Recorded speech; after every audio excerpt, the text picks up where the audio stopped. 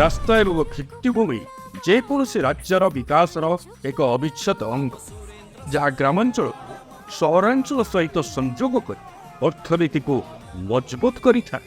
ଓଡ଼ିଶାର ପବିତ୍ର ଭୂମି, ଯାହା ବିସ୍ତୃତ ପ୍ରାକୃତିକ ଏବଂ ଖଣିଜ ସମ୍ପଦରେ ପରିପୂର୍ଣ୍ଣ। ମୋଦି ସରକାର ଆସିବା ପୂର୍ବରୁ ଅନେକ ଅଞ୍ଚଳର ଲୋକମାନେ ସଠିକ ସଡ଼କ ସଂଯୋଗ ପାଇନଥିଲେ।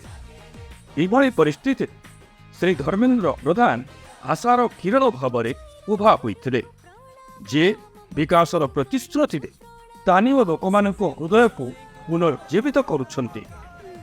ତାଙ୍କର ଦୂରଦର୍ଶିତା ପ୍ରଧାନମନ୍ତ୍ରୀ ଶ୍ରୀ ନରେନ୍ଦ୍ର ମୋଦିଙ୍କ ନେତୃତ୍ୱରେ ପରିଚାଳିତ ଓଡ଼ିଶାର ବିକାଶ ପାଇଁ ପ୍ରତିବଦ୍ଧ, ଯାହା ରାଜ୍ୟର ରାସ୍ତାଘାଟକୁ ବିକଶିତ କରି ଲୋକଙ୍କ ପାଇଁ ସୁବିଧା ଏବଂ ସଂଯୋଗ ଆଣିଛି।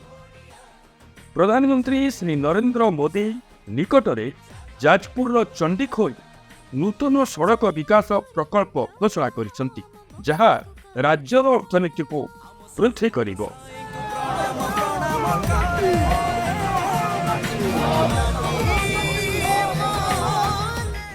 ବିକଶିତ ଓଡ଼ିଶାର ଯାତ୍ରା ଦିଗରେ ଏହା ଏକ ଗୁରୁତ୍ୱପୂର୍ଣ୍ଣ କାର୍ଯ୍ୟ, ଯେଉଁଥିପାଇଁ ଆମେ ଶ୍ରୀ ଧର୍ମେନ୍ଦ୍ର ପ୍ରଧାନଙ୍କ ପରି ପ୍ରତିବଦ୍ଧ ନେତାଙ୍କ ଉଦ୍ୟମକୁ ଅଭିନନ୍ଦନ କରିବା ଉଚିତ, ଯେ ଓଡ଼ିଶାକୁ ପ୍ରଗତି ପଥରେ ନେବାରେ ଏକ ଗୁରୁତ୍ୱପୂର୍ଣ୍ଣ ଭୂମିକା ତୁଲାଉଛନ୍ତି।